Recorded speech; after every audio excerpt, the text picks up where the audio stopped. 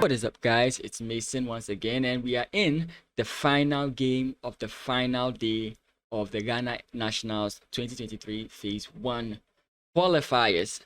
And in this game, I'm playing against Tues Sat, my former teammate from the time I was in the University of Ghana, a fellow colleague and teammate. He's at 5 points, I'm at 5 points. If I win, I have a slim chance of qualifying. If he wins, he also has a slim chance of qualifying. And unfortunately for me, I'm playing with the black pieces here. I have to master every kind of strength and every kind of skill I have to ensure that I win this game. Let's see how this game goes. But before that, remember to like, comment, and subscribe. Let's look at this game. Let's go. He plays e4, and already you know there's a smile on my face.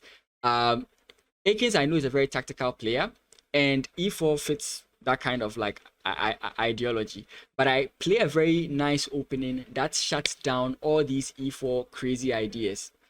d5, the Scandinavian defense. And what I love about the Scandinavian defense is that no matter what your opponent plays from this point on, he's in your waters, right? And mostly other moves other than taking the pawn, just simply put black in a very like nice position, right? So no matter what you do, you are in my waters. It's like I dictate the play from here on out.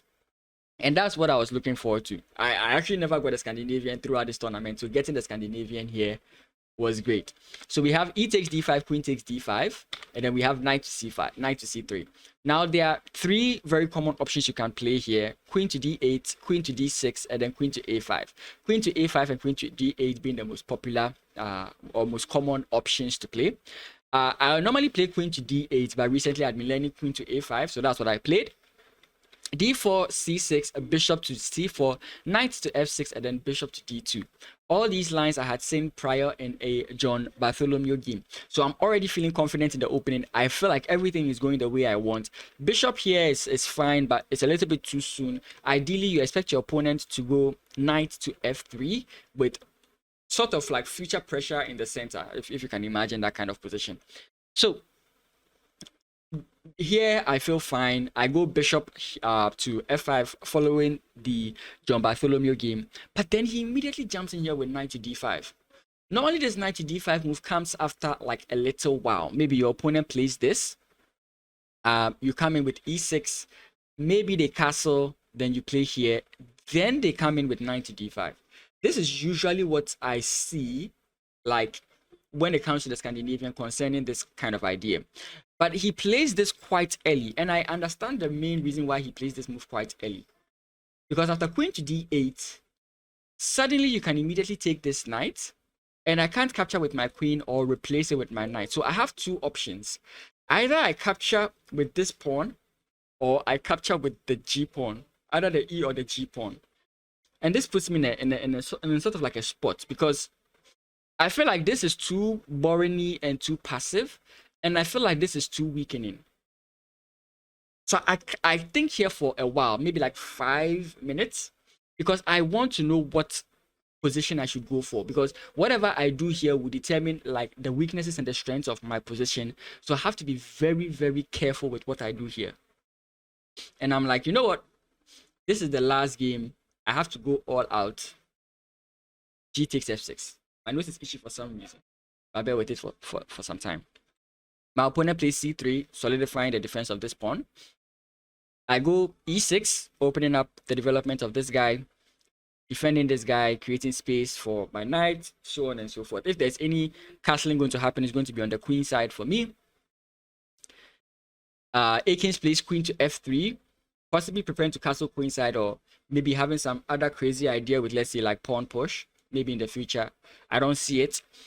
I go knight to d7. My opponent plays knight to e2.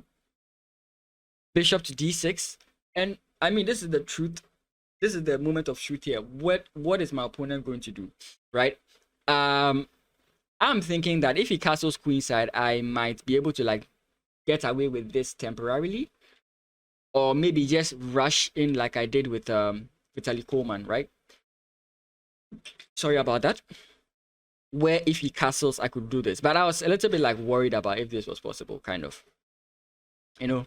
So I was kind of thinking like, where is he going to castle? Because every fiber in my being was like, he's going to castle queenside, because kingside just is like, it's too dangerous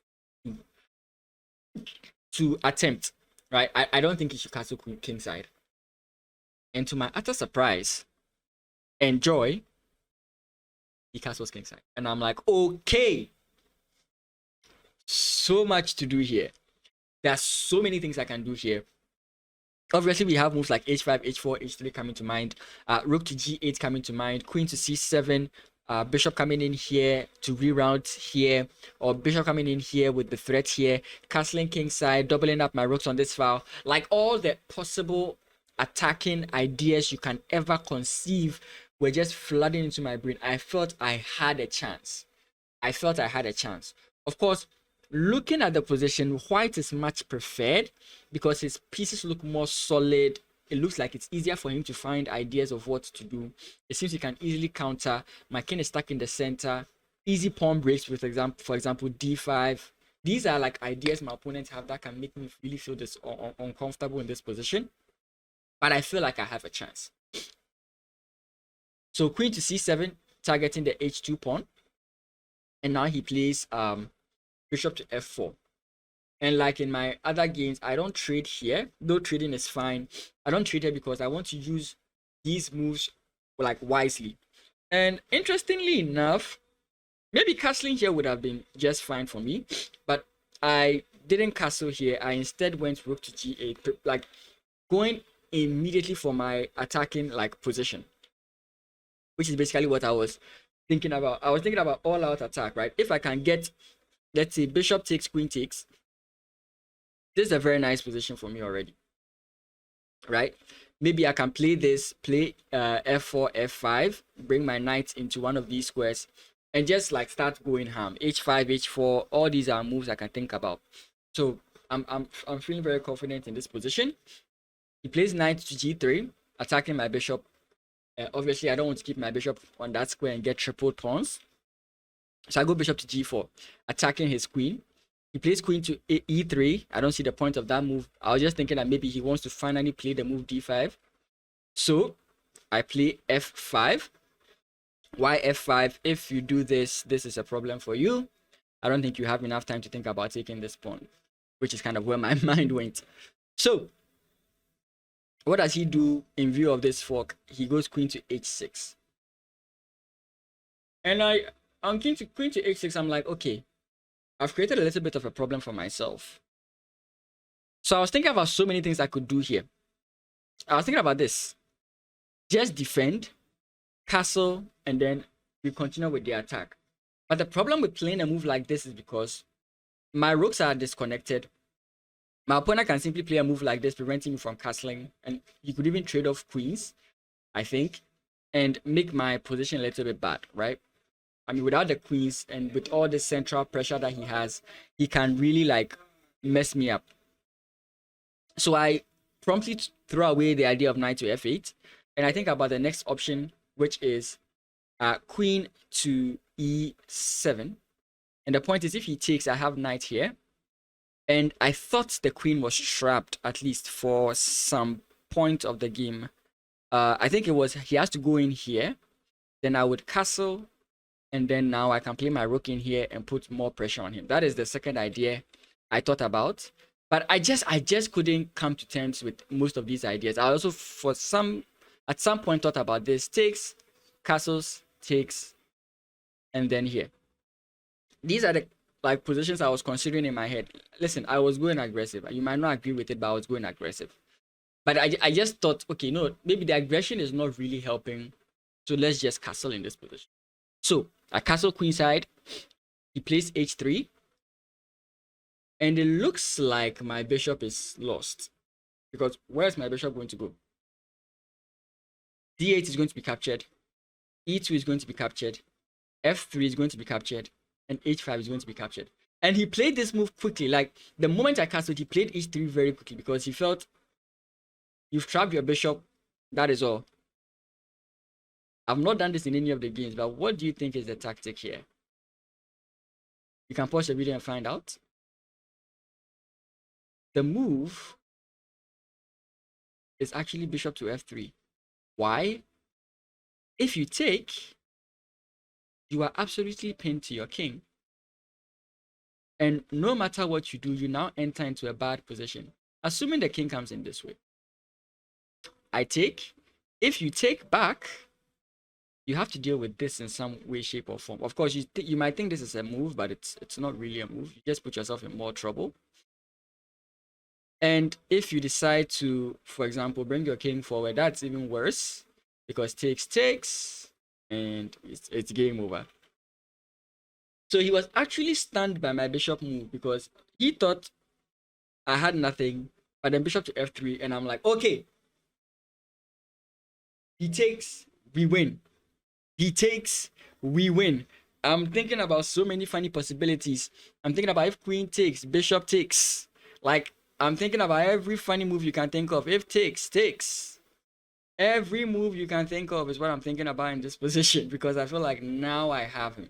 Now I definitely have him. The game is looking good for me. Then he plays queen to e3. He plays queen to e3. Queen to e3. I'm still doing quite well.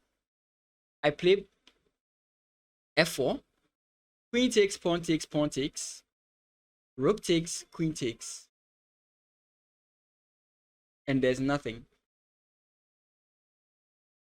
The game is just dead even. There's no advantage for me in this position.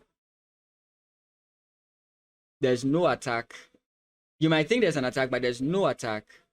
The game has dwindled into nothingness. So what did I miss? Well, in this position, the move was not to take.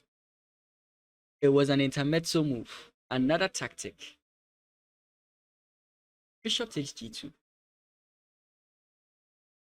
With the same idea of if king takes, now you play the fork. Though this time might be a little bit different because the queen stays to defend, the position is not so easily defensible. Because now, we can pile up the pressure. Your opponent could try, but not for long. So by missing this intermezzo move, the game transforms into a position that is completely. And I'm pissed because I thought I was attacking and I thought my attack would succeed, only for it to dwindle into nothing. And in this position, I could see that it had dwindled into nothing. And if there's anything happening here, he's winning 2 pawns. So I get frustrated here and I'm like, okay, this position is not working out for me. But then AK plays queen to f4.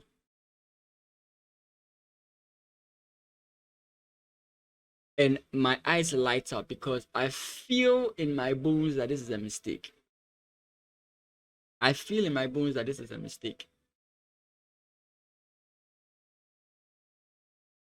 I just have to find it.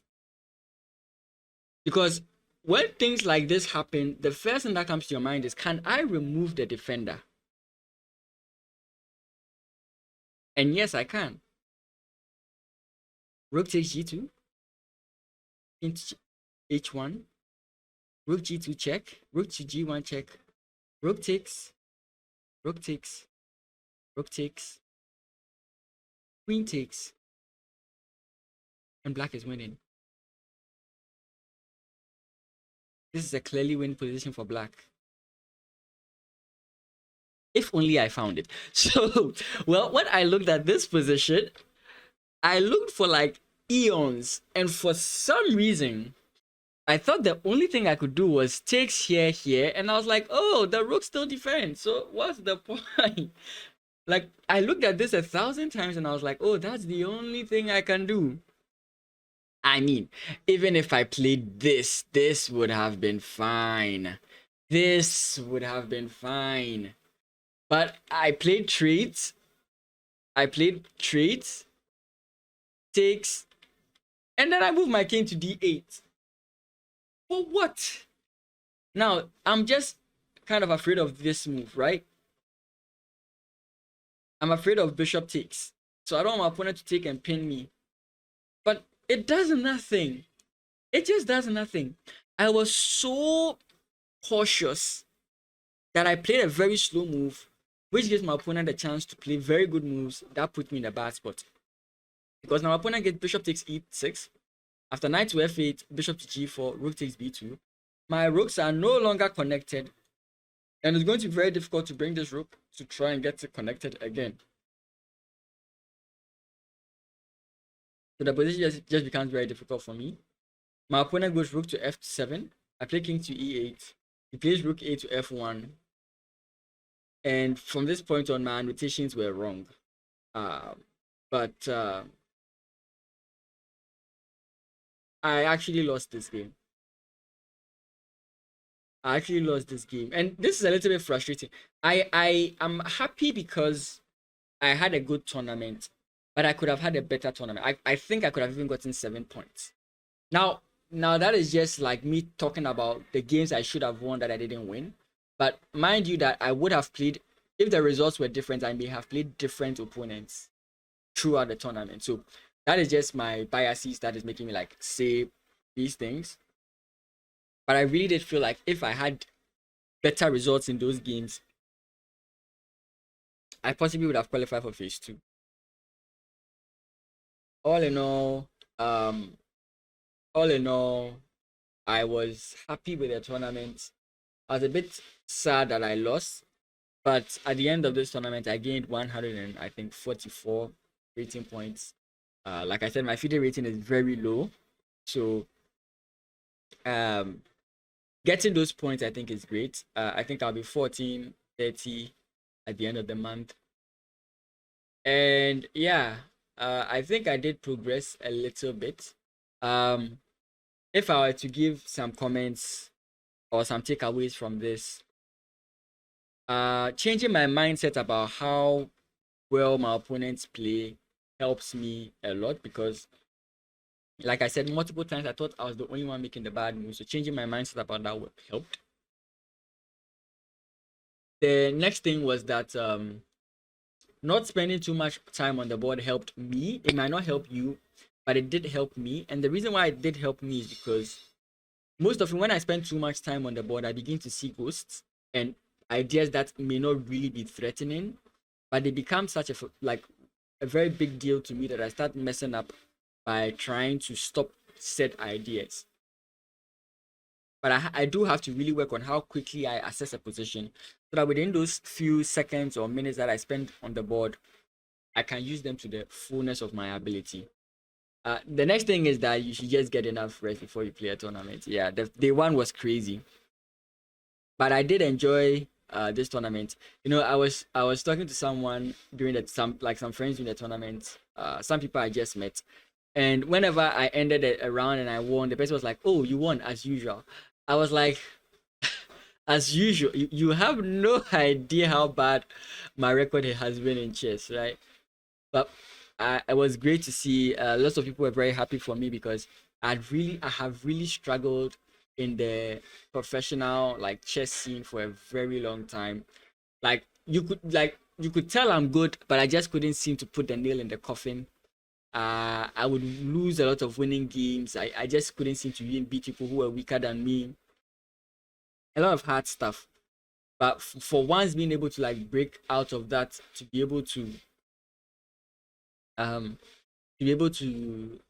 do so well in such a tournament, I'm very grateful to it.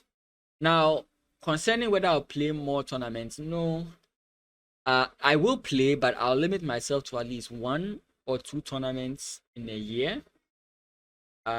Again, my activities and my interests actually take away a lot of my ability to play chess on the days. I mean, the days that chess tournaments are played are the days I'm most busy, right? Or the days those activities are more prevalent or more needing of my attention. So I'll limit myself to 2 tournaments. I do still from time to time pop in at tournaments just to just join the crowd and see what's happening in Ghana chess. But for me to participate, I might limit it to 2. So it's either I go for in next year 2024, it's either I go for the Tema Classics and the Nationals, or I go for the President's Cup and the Nationals. The Nationals is something I definitely do want to play in again. But the decision we'll have to figure that out a little bit later. So guys, thank you for following me throughout this whole journey. From game 1 all the way to game 9.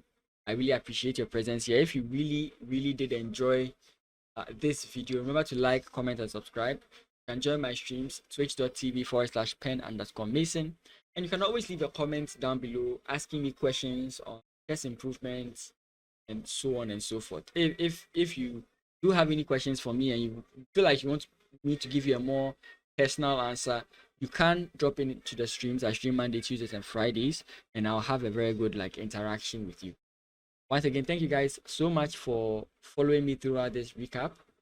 I have been Mason. I'll see you in the next video. Have a great day.